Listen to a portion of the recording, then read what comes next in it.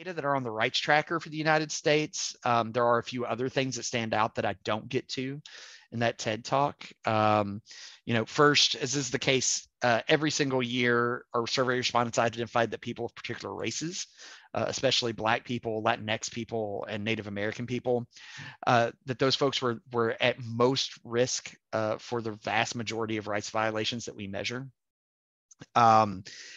Also connected to headlines that we've been seeing in the United States, we saw that LGBTQIA plus people were increasingly mentioned as being at risk for violations of their rights to opinion and expression this year, which is unsurprising in light of a lot of new policies targeting particular forms of the expression of gender identity that were proposed and passed here in the United States in the past year or so.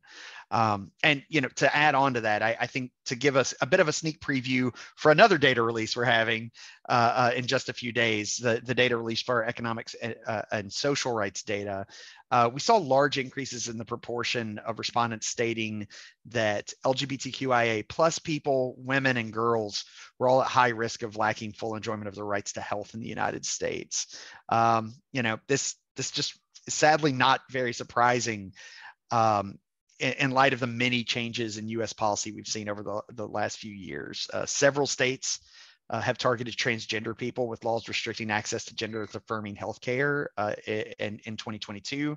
That trend has continued and intensified in 2023. Likewise, as I'm sure at least some of the viewers know, in June 2022, the U.S. Supreme Court overturned the Roe v. Wade decision that guaranteed pregnant people the right to abortion.